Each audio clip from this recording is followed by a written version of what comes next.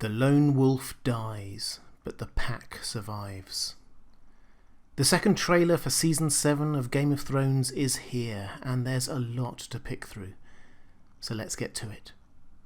Hi everyone, this is Robert. Welcome to In Deep Geek. Particularly if you're a first-time viewer, please do consider subscribing if you enjoy the video. This trailer puts a lot of meat on the bones of what we saw in the first trailer, meaning that we can now draw out a lot of conclusions about what's going to happen in Season 7. So be aware that what follows is speculation, but it may also be a little bit spoilery for the season. Let's start with Daenerys. We already saw her arrive at Dragonstone in the last trailer. This time we see her moving in and exploring her new home. Remember, this is where she was born and the ancestral home of the Targaryens, so it's a big moment for her. The first thing to note is that Dragonstone seems deserted when she gets there. She wanders around accompanied by Tyrion and Missandei and seems unconcerned by the risk of attack. She pulls down one of Stannis' old drapes. Note the stag in the fiery heart sigil. And we see her running her hand wistfully across the great map table, walking down the beach and just taking in the scenery. And her dragons also seem to be settling in. We see a couple of shots of them swooping and soaring around the island, interposed, as in the first trailer, with a couple of images of Tyrion looking troubled. It's far too easy to read too much into a facial expression without much context, but the implication is that it's the dragons that are troubling him. They are now immense.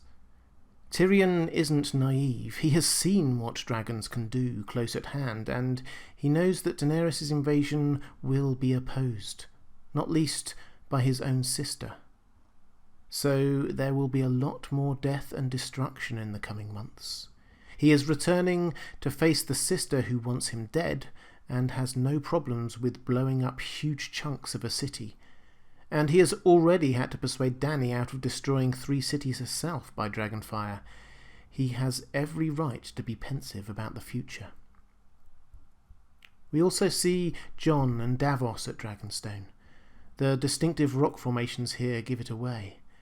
They have presumably come to try and get Dany's help in the fight against the White Walkers, but she will be more focused on trying to get the King of the North to recognise her as rightful Queen of the Seven Kingdoms. Of course, this claim is complicated by the fact that Jon is probably actually ahead of her in the Targaryen line of succession. But neither of them will know that yet, so there's every chance that they will come to some sort of agreement like Dany's with Yara. Jon will recognise her as Queen of the Seven Kingdoms if she helps him defeat the White Walkers. The only question is which comes first, her invasion or battling the White Walkers. Judging from the other footage in this trailer, her focus still seems to be on the Iron Throne. Out at sea, we get still more action from the epic naval battle we saw in the first trailer. Euron's fleet attacking Yara and Theon's. The attack is clearly at night, and Yara and Theon don't look prepared for it. In fact, Theon looks a bit shell-shocked, but Yara seems to recover quickly enough. This looks like her leaping into battle. There's a lot going on here. Euron's forces are boarding Yara's ship. This is Euron himself leading the charge.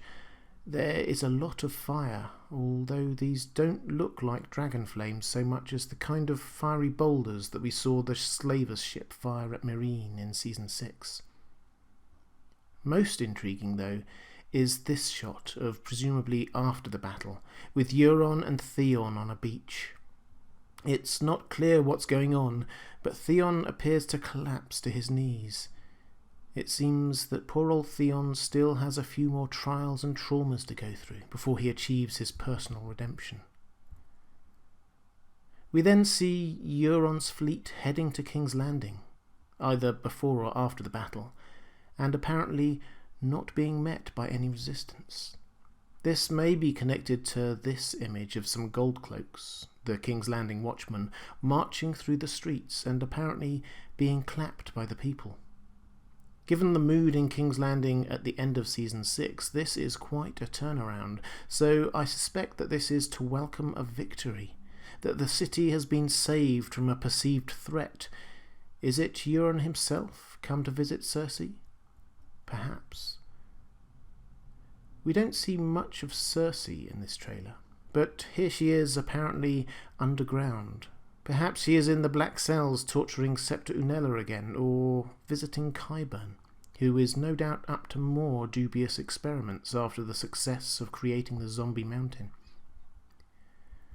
We may not see Cersei much, but we do see a lot of the Lannister army. One thing we know about both Cersei and Daenerys is that neither of them are likely to sit back and wait for the other to attack, so it was pretty inevitable that we would see their armies come to blows in this season. And we have at least one, if not two, big battles coming up. We see the Unsullied charging into a castle that we think from the last trailer is probably Casterly Rock. This is Daenerys taking the fight right to the Lannisters' ancestral home.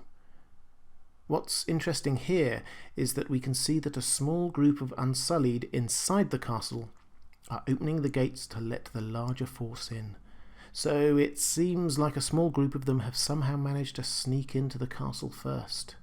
This is a tactic they have used before when attacking Meereen, and so we shouldn't be too surprised to see them do it again. This is a bit of a long shot, but if this is Casterly Rock, then the person who told them how to sneak in was probably Tyrion. If you remember way back, Tyrion told an anecdote once that when he reached maturity, his father had appointed him head of the sewer system for Casterly Rock. It was intended as an insult, but Tyrion took it as a challenge and excelled at it. And it almost certainly means that he knows all the inlets and outlets in the system. And perhaps this cave that Grey Worm is heading towards in full battle gear is one of the outlets. So we have the storming of Casterly Rock, but we also seem to have another battle. This looks to be an ambush of some kind. There's what looks to be a supply train or just provisions for an army on the move. Jaime and Bronn take charge, and the initial hail of arrows seems to take down a lot of the attacking Unsullied, but there are Dothraki cavalry, and, judging by the amount of fire, probably a dragon too. This looks like Daenerys herself on Drogon. Either way, the battlefield soon seems to be ablaze, with the baggage train being destroyed, Dothraki riding through the flames, and Jaime here all alone charging at something with a lance. All in all, it doesn't look promising for the Lannister army. Travelling all the way to the north, we see the gate at Castle Black open. Although the trailer cuts to Jon to make it look like it's to let him and his band of brothers through to go north, if you look closely, you can see that it's actually to let Bran and Meera pass south. And Bran seems to make his way further south to Winterfell, where he gets a wheelchair and sits by the weirwood tree at the heart of the Godswood. If you remember last season, he took on the mantle of the Three-Eyed Raven. And one of the Three-Eyed Raven's tricks was to warg into crows and ravens, and it seems as if Bran is doing that now from the safety of Winterfell, scouting out where the Night King's army is. You can see the bird's eyes have gone milky white, as have Bran's eyes. And although this may be another trick of the editing in the trailer, it looks as though the Night King spots him, and Bran immediately breaks back out of warging. It's very reminiscent of when the Night King grabbed hold of him mid-vision back in Season 6. But the big mystery here is who this is with Bran while he goes under. Normally, we would expect Meera to be with him, but it seems to be an old man instead, and it's not very clear who. He seems to be dressed in black, which suggests a maester. The Boltons had a maester at Winterfell, Maester Vulcan, but this doesn't look like him, unless they've changed the actor. And I don't think it's Davos. which leaves us with a couple of intriguing possibilities. That it's a new Maester, or someone else. And the someone else I hope it is, but fear it probably isn't, is Howland Reed. He is the only character we know in the Game of Thrones universe who could still mentor Bran in the ways of Greensight. Otherwise, Bran is on his own with his powers. Well, he's not completely on his own, of course. Sansa is here, walking away from the weirwood tree with a rather enigmatic look on her face. And here are Brienne and Pod arriving back in Winterfell. At least, it looks like Winterfell, with a newly made raised walkway after the damage suffered in the Battle of the Bastards. And Arya is clearly heading north, judging by the amounts of layers she is wearing here. Is this her looking at Winterfell? She did say to Jaqen that she was going home. All in all, we will have quite the Stark reunion this season. In the last trailer, we saw a couple of shots of Jon and a band of brothers north of the Wall. Now we have more detail. The group of 12 seems to include Tormund, the Hound, and Beric Dondarrion. His flaming sword isn't new, incidentally. He's had it for ages, but it sure will be useful against the Whites, and it's deliberately reminiscent of Lightbringer, the legendary sword that Azor Ahai wielded in the Age of Heroes. Last time we saw that the band of warriors seems to have got surrounded. This time we see more details. Jon fighting a White Walker, and what now looks to be only 4 of them left stuck on a rock as the Whites pour in from all sides. Although perhaps not all is lost, as in the background of this shot of Jon, seemingly standing alone, there is a line of fire. Whether this is something they have done themselves or was from a passing dragon, say, is not clear, but fire is only ever bad news for the Whites, even if White Walkers themselves can ignore it. And this looks like someone very wounded making an exit on a horse. This is another long shot, but given that Jon's group don't seem to have arrived with any horses, you have to ask where this one came from. It's the same colour as Benjen's was, when he rescued Bran and Meera from the Whites. Could he be about to do the same for Jon? He does seem to be stuck beyond the wall with nothing better to do than randomly help his kinsman, so yes, it may well be Benjen's horse, and Benjen may well be making another appearance next season. Through all this, there are 3 voiceovers, which we'll come to in just a moment. But firstly, let's quickly flick through the other random images. We have people arriving somewhere in a boat and apparently carrying a big box. This, frankly, could be anything. There is Littlefinger looking creepy in the crypts of Winterfell. This is the same image that was in the first trailer. There's someone sharpening a blade. Again, there's not really much to go on here, but it fits with the overall theme of people preparing for war. Missandei kissing Grey Worm. And a mystery figure drawing a sword with the sun behind them. This looks like the dragon pits in King's Landing, so perhaps it's a fight there. Now, finally, we have the 3 voiceovers. First, Littlefinger. He says, "Don't fight in the north or in the south. Fight every battle, everywhere, always in your mind." It's not clear who he's saying it to or why, but my guess would be either Sansa or Jon. The interesting thing here, though, is actually not who he is talking to, but the insight into Littlefinger's own mind. He is always planning, thinking about the next opportunity, and you can be sure that he sees the invasion by Dany in the south and the White Walkers in the north not as threats, but opportunities. As always, he will seek to use the chaos around him to gain an advantage for his own plans. The second voice we hear is Jon's. He, again like last time, seems to be trying to persuade someone, or some people, about the importance of joining together to face the threat of the White Walkers. "For centuries our families fought together," he says, "against their common enemy. Despite their differences, together we need to do the same if we're going to survive, because the enemy is real. It's always been real.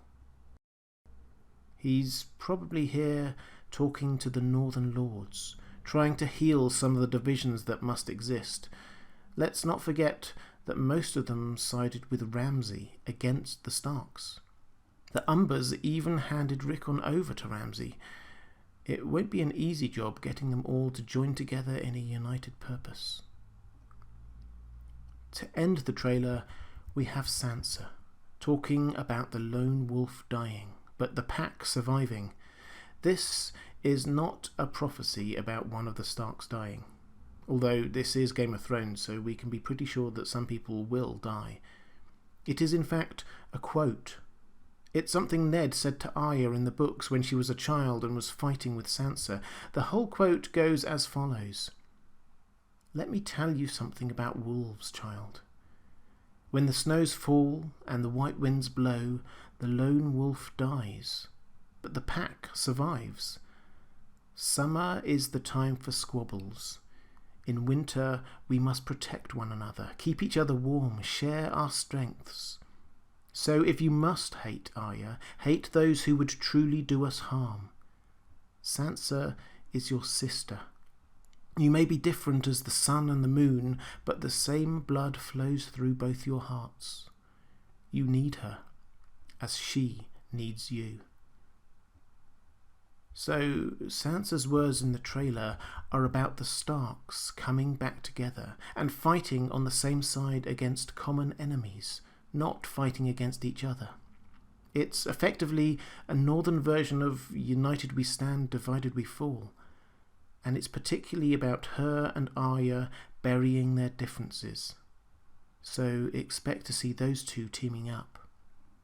Speculating about who the lone wolf is who will die is missing the point. The Starks are back together and will look out for each other, facing their common enemies as a pack. The overall theme of this trailer is once more that humanity is ripping itself apart with wars amongst themselves when the greater threat lies to the north. Now is the time to pull together. Now is the time to put petty differences aside. And it's starting to happen. Witness Jon, Beric, the Hound and Tormund all working together north of the Wall, and the Starks coming back together at Winterfell. But further south, the warmongers are still fighting each other, and time is running out. What do you think? What did you spot in the trailer? Let me know in the comments below. If you'd like to support me in producing more videos like this, as well as getting access to more of my content, please click through to my Patreon page. I really do appreciate it.